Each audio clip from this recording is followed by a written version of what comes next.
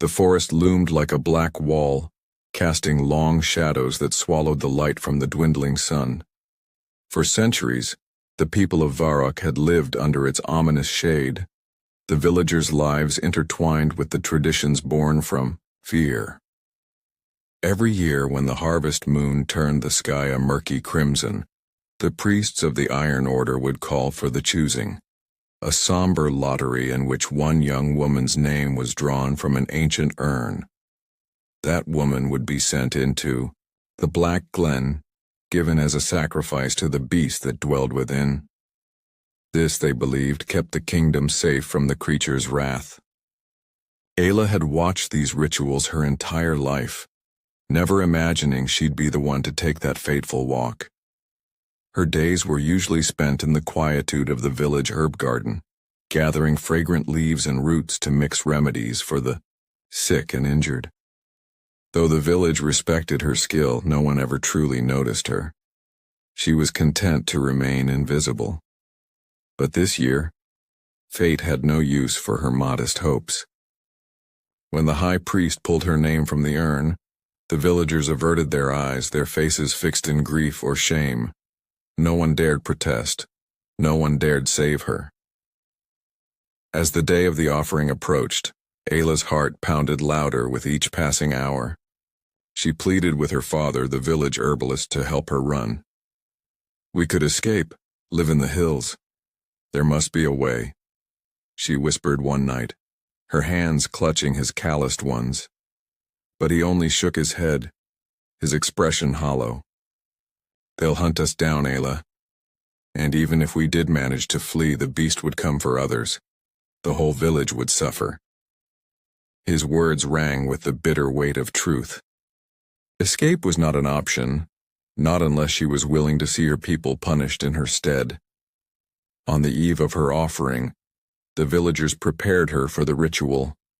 They dressed her in crimson silk, the same ceremonial robes worn by all the maidens before her, and adorned her hair with black feathers that shimmered in the torchlight.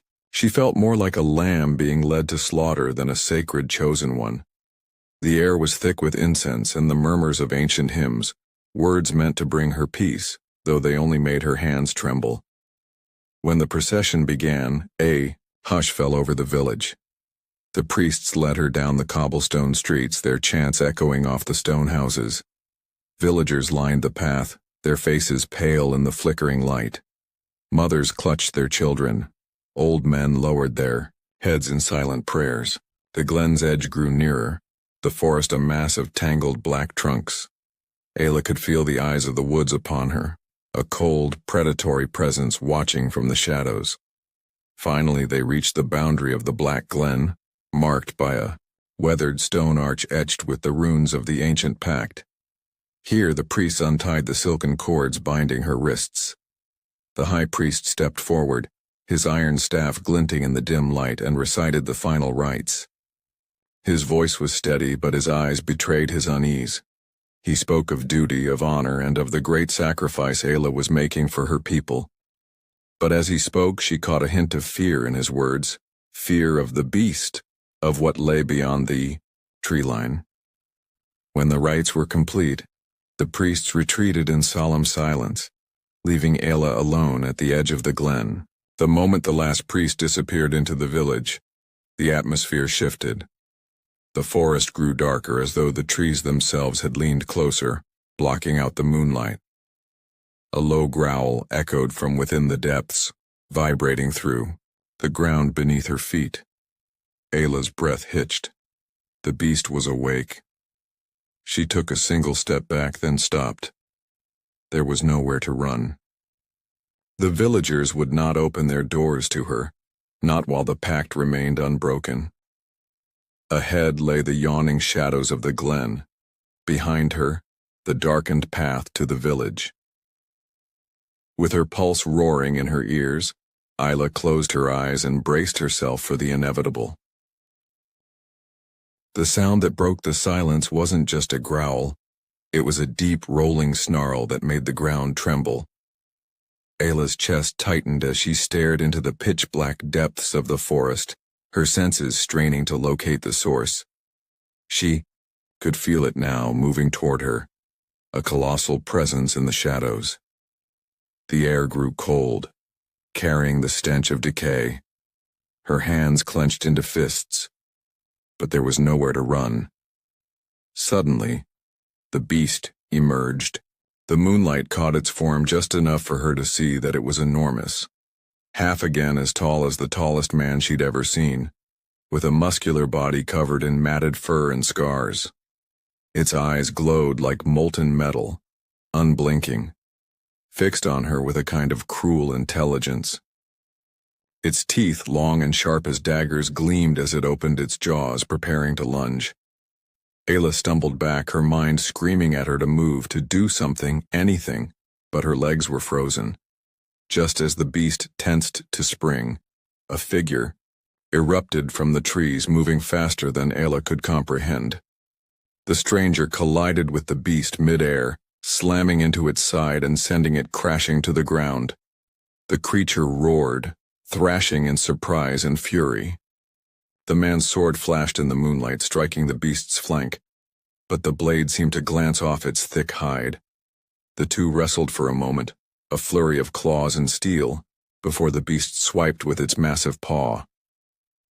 The stranger ducked, rolling clear, and landed in a crouch just a few feet from Ayla. She could see him now, a rugged figure, lean and sinewy, his tattered leather armor stained with old blood. His hood had fallen back, revealing weathered features, a strong jaw darkened by a few days' growth of stubble, and eyes that burned with a grim determination. He had the look of someone who had faced death many times and always found a way to walk away. He glanced at Ayla, his expression unreadable. "Stay down," he barked. Then he turned back to the beast. The creature had regained its footing and now towered above them, snarling. It didn't hesitate this time. It lunged at the man with terrifying speed, jaws wide, claws outstretched. But the stranger was quicker. He sidestepped the attack, swinging his sword in a broad arc. The blade bit into the beast's shoulder, eliciting a thunderous howl of pain. The man didn't stop. He pressed the advantage, landing another blow, then another, his movements swift and brutal. The beast fought back with fury, clawing and snapping, but the stranger's attacks were unrelenting. Ayla's breath caught as she watched. She didn't understand how he was holding his own. She'd heard the stories of the beast, of how it could tear through entire hunting parties, scatter armored knights like leaves, and yet this lone figure, armed with nothing but a weathered sword and a fierce determination, was driving it back. The fight surged back and forth. The beast struck a glancing blow, knocking the man to one knee, but before it could finish him, he twisted and plunged his blade deep into its ribs. A sickening crunch filled the air, followed by a guttural roar that shook the trees. The beast staggered, blood pouring from the wound, and for a moment Ayla dared to hope. The stranger pulled his blade free and aimed for the creature's throat. The beast lashed out, but the man ducked low, driving the sword upward. The strike hit true. The beast let out one last ear-splitting howl before it collapsed, its massive body crashing to the ground in a lifeless heap. Silence followed. The man stood over the fallen creature, his chest heaving, his blade dripping black ichor. After a moment he turned to Ayla, his expression guarded. "It's done," he said, his voice rough and quiet. "You're safe now." Ayla stared at him, her mind racing to catch up with what she'd just witnessed. Who are you?" she managed, her voice barely above a whisper. He didn't answer right away. Instead, he wiped his blade clean and slid it into the sheath at his side. Only then did he speak, his words as steady as the steel he carried. "Someone who doesn't believe in leaving people to die." He held her gaze for a moment longer, then turned and walked a few steps away, pausing at the edge of the trees. Ayla stood frozen, her thoughts a swirling storm. The beast was dead, but questions flooded her mind. Who was this man? Why had he come? And most importantly, what would happen now that the creature was gone? As the stranger motioned for her to follow, she took one shaky step forward, realizing the campfire burned low, casting long shadows across the clearing as Ayla and Kane sat in tense silence. It had been hours since the fight, and the echoes of that terrible roar still rang in her mind. She had been spared, pulled from the beast's jaws by this enigmatic stranger. Now, as the night deepened, the questions that had burned within her grew too loud to ignore. She watched him from across the fire, studying the angles of his face in the flickering light. He looked older than she'd initially thought. Early 30s, perhaps, but his movements were swift, his body honed by years of conflict. His leather armor, though battered, fit him perfectly, its surface covered in marks that told stories she couldn't begin to guess. And then there was his sword, which lay within arm's reach. It wasn't a knight's blade. It was worn and plain, bearing none of the ornate craftsmanship of the ceremonial weapons she'd seen carried by the village guards. Yet it was clearly a weapon that had been well cared for, its edge sharp and its grip firm. Finally, she broke the silence. "You knew how to kill it," she said. "That wasn't the first time you fought something like that." Kane looked up, his expression unreadable. For a moment he didn't answer. Instead, he poked at the fire with a stick, stirring the embers. When he finally spoke, his voice was as rough as gravel. "You're right. It wasn't." Ayla waited for more, but when it became clear that he wasn't going to volunteer further details, she pressed on. "So, what are you? Some kind of wandering hunter? Or are you after the reward?" At that he gave a short, bitter laugh. "Reward? There's no reward for what I do. I've been hunting that creature for years, ever since it killed my sister." The words hung heavy in the air, and Ayla felt a pang of guilt for prying. "I'm sorry," she murmured. Kane shrugged, but his eyes had darkened. "I don't need sympathy. I just needed to finish it." He leaned forward, resting his elbows on his knees. The beast wasn't just some mindless animal. It was bound to this place. It fed on fear, on sacrifice. The more the people gave, the stronger it got. The priest may have convinced the kingdom it was the price of peace, but all they were doing was keeping it alive. Ayla frowned. But why did they lie? Why keep feeding it if it only made things worse? "That's the question, isn't it?" Kane said, his lips twisting into a grim smile. "Power, control, fear. Who knows what really started it? Maybe the first king made a deal, or maybe the priest just needed something to keep the people in line. Whatever it was, they let it grow. They let it feed." His words sent a chill through her. "Then, if it was bound to this place, does that mean it's truly gone? That it can't come back?" Kane's expression darkened further. "I don't know. Creatures like that, they don't die easy. But what I do know is that killing it wasn't enough.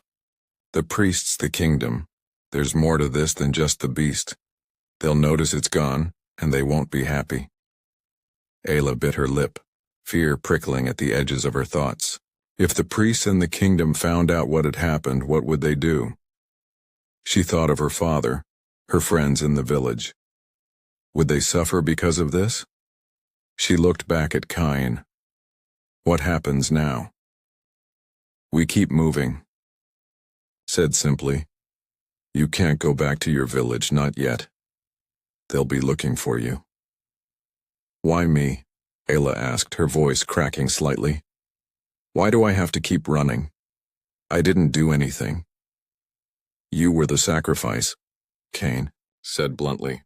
"That makes you important. The priest won't want you running around telling people what happened. If word spreads that the beast is dead, the kingdom's whole system starts to crumble. They can't let that happen."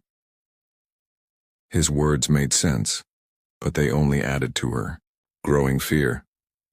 Her life had already been ripped apart when she'd been chosen as the offering.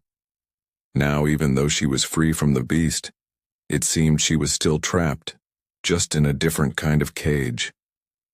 As she stared into the fire, trying to piece together her thoughts, Kane's voice cut through her racing mind. "I'll keep you safe, but you'll need to trust me." Ayla looked up at him. The firelight caught the edge of his jawline, the faint scar that ran just below his cheekbone. He didn't look at her, his gaze fixed on the flames, but his words carried a weight that made her believe him. Trust. It wasn't something she'd given easily, especially not since being chosen. But now, alone in the darkness with no one else to turn to, she realized she didn't have much choice. "I'll trust you," she said, her voice quiet but firm. Kane nodded, still staring at the fire. "Then get some rest. We'll leave at first light." Ayla pulled her cloak tighter around her shoulders, shifting closer to the warmth of the fire. As she closed her eyes, the stranger's presence felt strangely comforting, despite his harsh words and rough edges. For the first time in days, she allowed herself to hope, just a little, that they might actually make it through this alive. Tasks. The sun had just begun to pierce the mist as Ayla and Kane trekked deeper into the wild lands that lay beyond the Black Glen. The trees here were older, their gnarled roots twisting out of the ground like the bones of forgotten giants. Birds and insects moved in uneasy silence, their songs muted by the sense that something unnatural still lingered. As they walked, Kane spoke in measured tones, sharing fragments of the lore he had uncovered over years of hunting the beast. The stories go back farther than the priests admit, he explained. This creature wasn't always a demon. It was created, summoned and bound by one of Varrock's first kings. They feared invasion, famine, plague, so they sought a solution, something that could protect the kingdom by feeding on its enemies. Ayla kept her eyes on the forest floor, her boots crunching on the dead leaves. They created a monster to save themselves? They called it a guardian, Kane said bitterly. A beast that would rise and destroy any who dared to threaten the kingdom's borders. But there was a price. The magic that bound it was old, dark, and greedy. It demanded sacrifices, first animals, then criminals. When that wasn't enough, they started offering their own people. Her stomach twisted at the thought. And the priests? Why didn't they end it? Because they saw an opportunity, Kane replied. They realized the beast was more than just a weapon. It was a tool for control. Keep the people afraid and they'd do whatever the priests asked. Pay taxes, serve in the army, believe in the rites. As long as the sacrifices continued, the priests kept their power. The anger in his voice was barely restrained. Ayla understood. She could still see the faces of the villagers as they'd sent her to her death, their expressions a mixture of fear, shame, and hopeless resignation. They had been trapped in the same cycle for generations, powerless to resist the demands of their so-called guardians. They reached a rocky hillside where a narrow path led upward to a crumbling stone structure. Kane paused, scanning their surroundings. This is one of the shrines, he said. There are others scattered across the kingdom. They were built to anchor the spell that created the beast.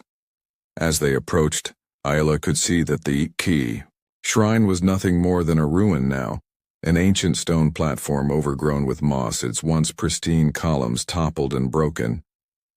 In the center stood a pedestal, its surface carved with faint, intricate runes. She traced her fingers over the markings, feeling a faint vibration under her touch. It's still active, Kane said. The magic is weaker without the beast, but it's not gone. That's why the weather's turning. The field's dying. It's all connected to this. Can it be undone? Ayla asked, her voice barely above a whisper. Is there a way to break the spell without making things worse? Kane was silent for a long moment. Then he sighed. I've spent years searching for answers. There's a ritual buried in forbidden texts, a cleansing that could sever the bonds between the shrines and the kingdom. But it's not easy, and it's not safe. Why not? She pressed. Because the magic doesn't just vanish, it fights back. Anyone attempting the ritual risks consequences, madness, death, or worse. Ayla swallowed hard, the weight of his words settling heavily on her. Then why not leave it be? She asked. The beast is gone. Maybe that's enough. Because it's not just about the beast, Kane said, his voice low and firm. It's about freeing the people from this curse. If we leave these shrines intact, someone else could use them. Another king, another priest, and it will all start again. She couldn't argue with that. The thought of another cycle of sacrifices, another generation living in fear, was unbearable. And so, despite her fear, she nodded. What do we do? We find the other shrines, Kane said. We gather what we need for the cleansing ritual, and then we finish what I started. His confidence was steady, almost unshakable. Yet Ayla could see the tension in his shoulders, the weariness in his eyes. He carried a burden that no one else could understand. She decided in that moment that she would help him bear it, whatever the cost. As they descended the hill, the weight of the task ahead pressed on her. The kingdom's darkest secrets had been hidden in plain sight, guarded by tradition and fear.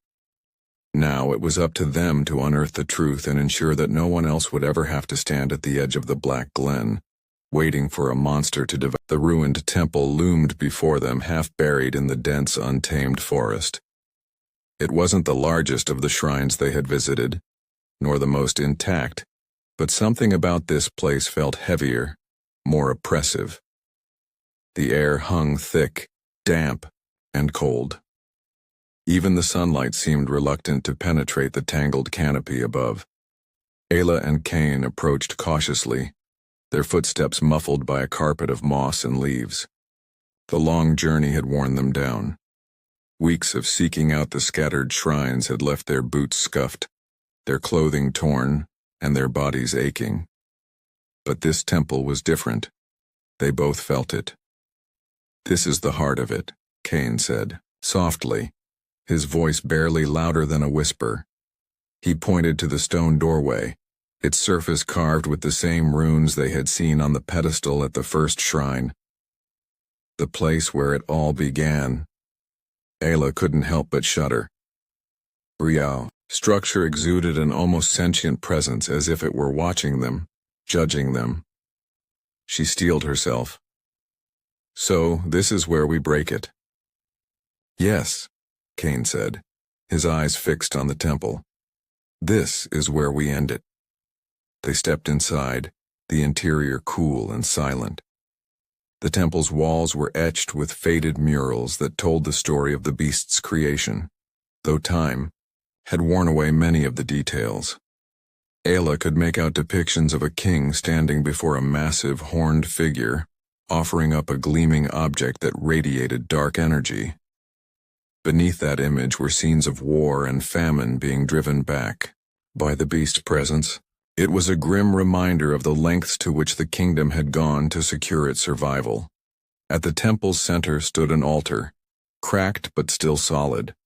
Upon it rested the relic they'd heard whispered about in the oldest tales, an obsidian, idol carved in the beast's image. It was grotesque, its features exaggerated, its body coiled in a predatory pose. Ayla felt a wave of nausea just looking at it. That's the anchor, Kane said, drawing his blade. Destroy it, and the curse is severed. Ayla hesitated.